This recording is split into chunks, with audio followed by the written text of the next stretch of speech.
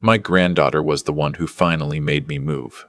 It wasn't the missed calls. It wasn't the voicemails I left that went unanswered for 3 days, then 4, then 5. It was Sunday morning, 6 days after I'd last heard my daughter's voice, and I was sitting at my kitchen table in Burlington with a cup of coffee gone cold, staring at the phone like it might ring on its own. And I thought about Lily. 6 years old, loves strawberry jam on her toast, hates the crusts, always puts her shoes on the wrong feet and doesn't notice until she's halfway down the driveway. I thought about where she was. I got in the car. I want to say I had a clear head driving up to Oakville that morning. I want to say I was calm, rational, the kind of steady old man people expect when they look at someone my age. 63 years old, retired from 28 years with Canada Post. Not easily rattled, but the truth is, my hands were tight on the wheel the whole 40 minutes, and I had the radio off because I couldn't stand the noise. And when I pulled onto my daughter's street and saw her minivan parked in the driveway like nothing was wrong, I felt something loosen in my chest that I hadn't even realized I'd been holding. The house looked ordinary. That's the part that stays with me. Beige siding, the hanging basket on the porch that my daughter Nora had planted with petunias last spring. The recycling bin hadn't been brought in from the curb. That was the first thing I noticed. Nora was meticulous about that. Our municipality fines you if the bins are left out past Tuesday.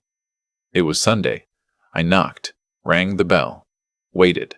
Nothing. I still had my key from when I'd looked after the house 2 winters ago while Nora and her husband Aaron took Lily to Niagara-on-the-Lake for the holidays. I hadn't used it since. I stood on that porch for probably 2 full minutes, turning the key over in my hand before I put it in the lock. The smell hit me first. Not something rotten, not what you might imagine, just stale. The kind of air that hasn't been moved in days. Windows closed, no one cooking, no one showering, just a house sitting in its own silence. The curtains were drawn in the front room. A laundry basket sat at the bottom of the stairs, full, waiting to go up. A sippy cup was on the coffee table, with dried orange juice crusted around the lid. Nora? My voice came out smaller than I intended. I went through the kitchen. The dishes in the rack had dried completely. There was a pot on the stove with pasta in it, still in the water. The water long evaporated. The pasta was stuck to the bottom, blackened slightly. She turned the burner off at least, or it had clicked off on its own. I couldn't tell. I went upstairs. Their bedroom was empty. The bed was unmade on one side, Aaron's side, left side, and Nora's side was pulled up loosely, the pillow dented. Her reading glasses were on the nightstand. She never went anywhere without her reading glasses. I stood in the doorway of that room, and I said her name again, and my voice cracked on the second syllable. Then I heard it. It was so quiet I thought at first I'd imagined it. A small sound from down the hall. A shuffle, almost, like something shifting its weight. Lily's room. I moved so fast I hit my shoulder on the doorframe. Her room was mostly dark, the blinds down, the little fairy lights she kept strung along the headboard switched off. Her bed was empty, covers thrown back. Her stuffed rabbit, the gray one she'd named Gerald, after a neighbor's dog she'd been obsessed with at age 4, was on the floor. The closet door was closed. Lily? I said it low, almost a whisper, because I didn't understand yet what I was looking at. Didn't understand what I was about to find, and some part of me was still trying not to frighten her if she'd just crawled in there to play. The door moved. Not opened. Moved, like something on the other side had leaned against it. "Baby, it's Grandpa. It's okay, you can come out." Silence. Then, very small, Grandpa. I had the door open before she finished saying the word. She was sitting in the back corner of that closet, knees up to her chest, wrapped in her winter coat, the puffy purple one with the hood, even though it was the middle of September.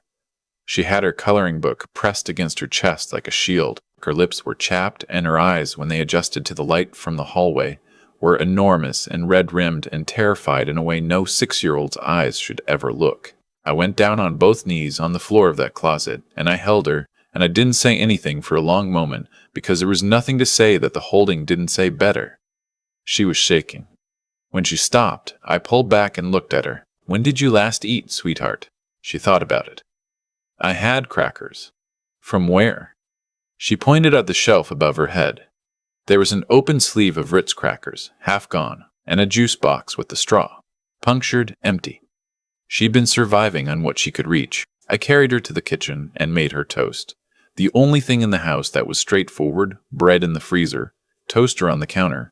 And while she ate, I crouched down in front of her at the table and asked her, as gently as I could manage, where her mummy was. She looked at her toast. Mummy went away with Uncle Gary, she said. I didn't know a Gary. Nora had never mentioned a Gary to me. And Daddy? Her face did something complicated, like she was trying to remember how to answer a question she'd been told not to. Daddy's sleeping, she said. Mummy said not to wake him up. It took everything I had to keep my voice level. Where is Daddy sleeping, do you know? Downstairs, she said.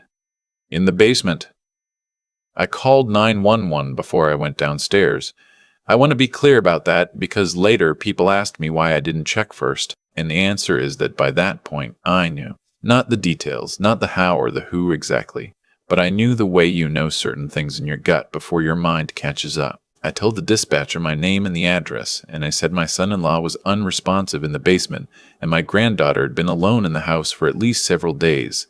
The dispatcher kept me on the line. I put the phone on speaker and set it on the counter where Lily couldn't hear what was being said. Then I went downstairs. Aaron was on the floor near the utility sink, behind the furnace where you couldn't see him from the stairs unless you came all the way down. He was 41 years old. He worked as an estimator for a roofing company. He coached Lily's soccer team in the spring and made the best back ribs in the neighborhood, and called me every Father's Day without Nora having to remind him.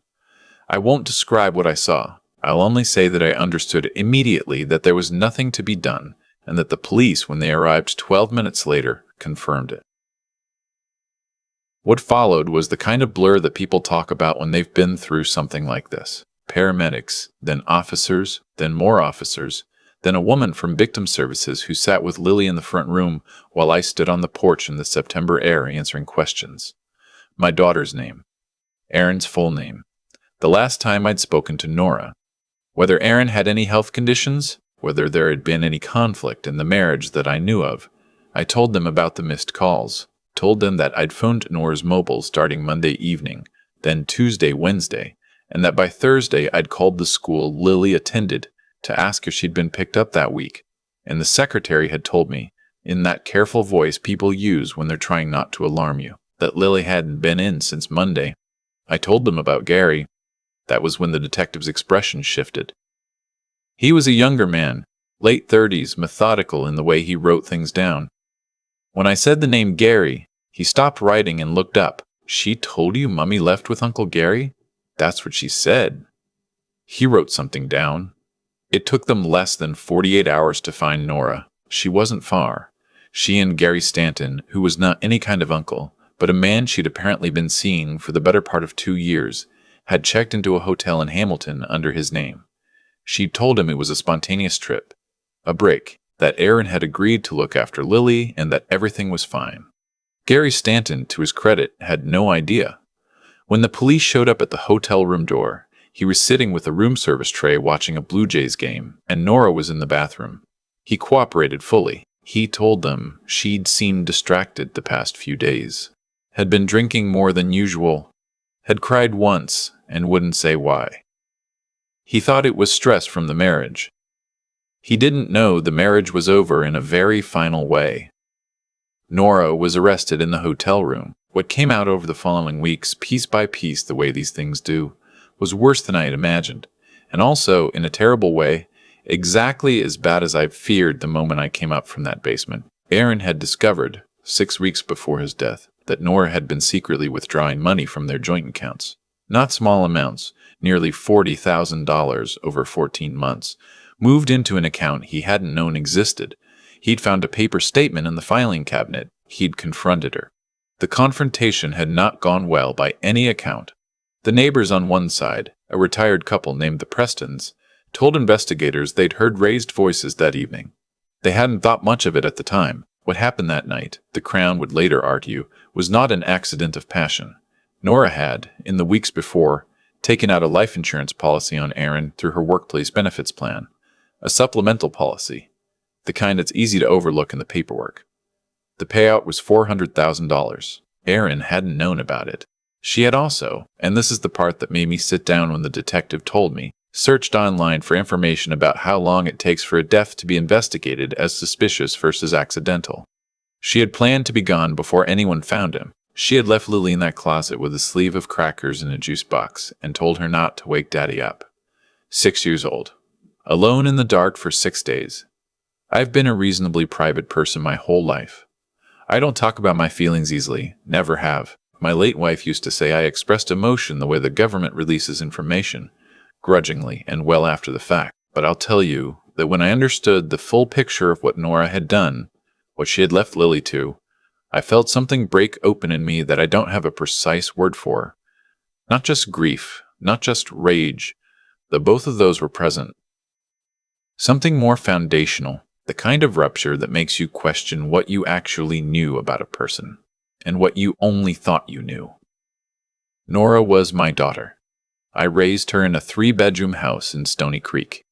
I coached her softball team. I sat in the front row at her university convocation. I danced with her at her wedding. I did not know her. The preliminary hearing was held in January, 3 months after the arrest. Gary Stanton testified.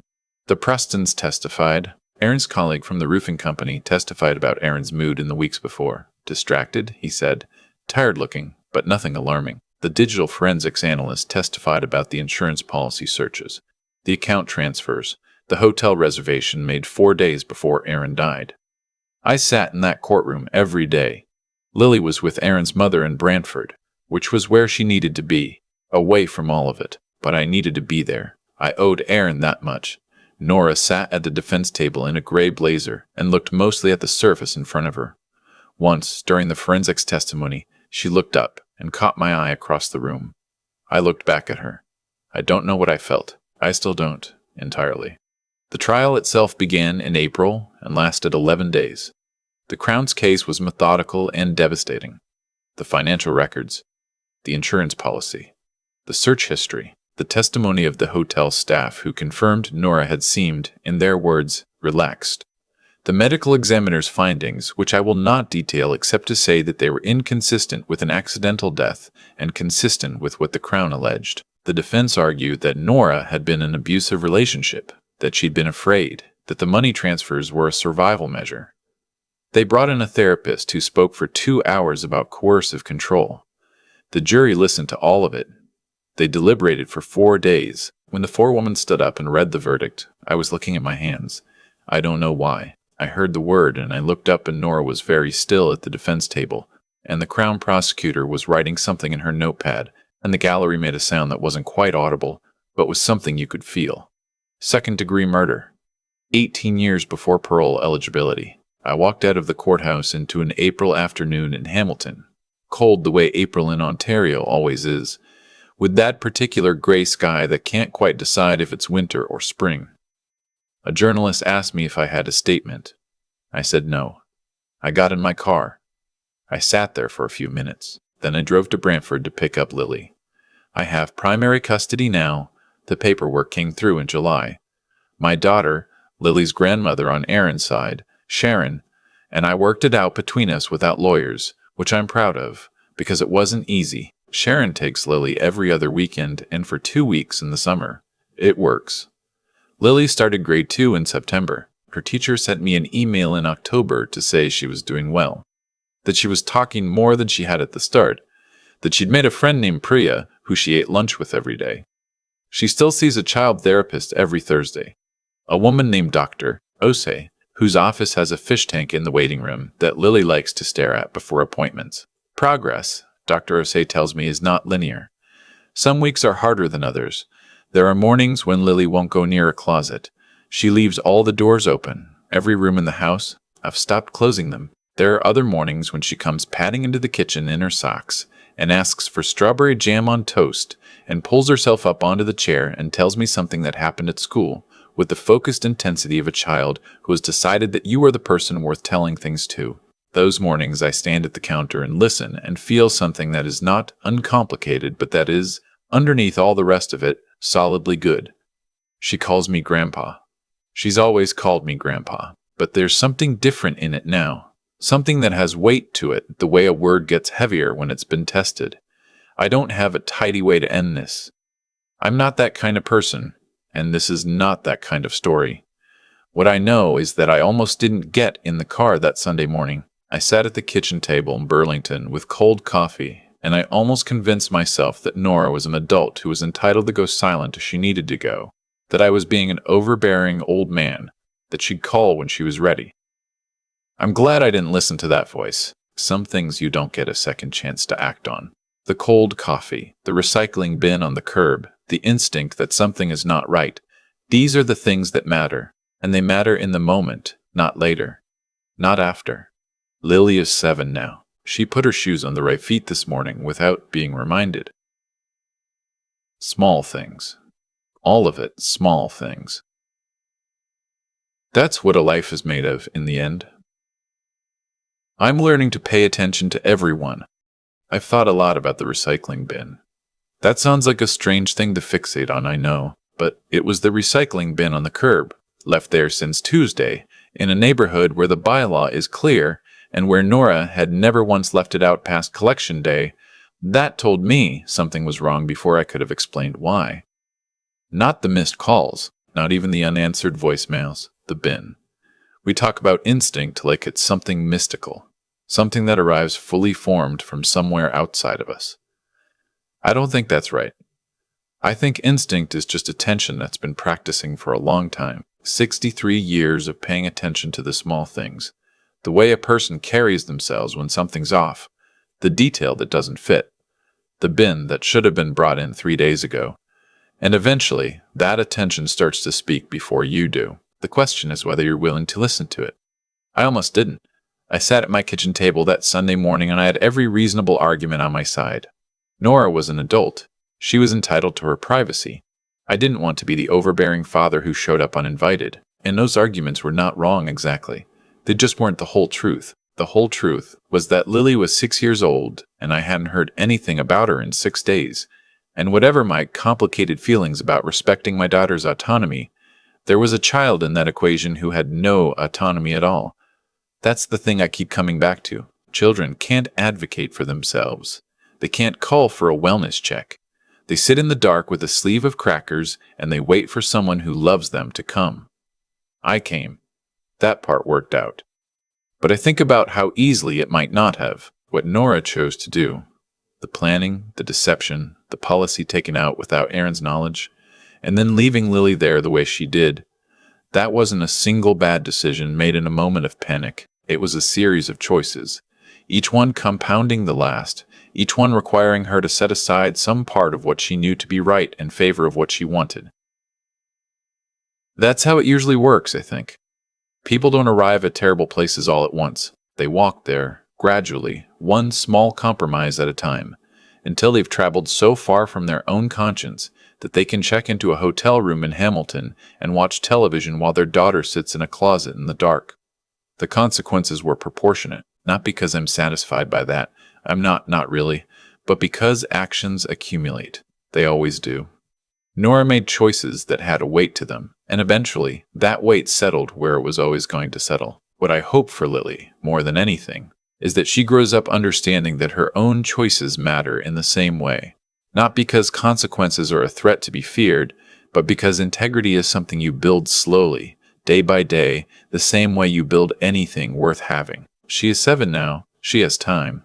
She has Dr. Osei, and she has Sharon, and she has me, and we are all in our different ways, trying to show her what it looks like to keep going after something has broken you open. I don't think resilience is about being unaffected. I think it's about continuing anyway. Lily leaves all the closet doors open.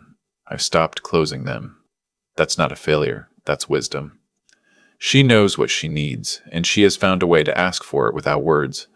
That is more emotional intelligence than most adults manage. I'm still learning from her, if I'm honest.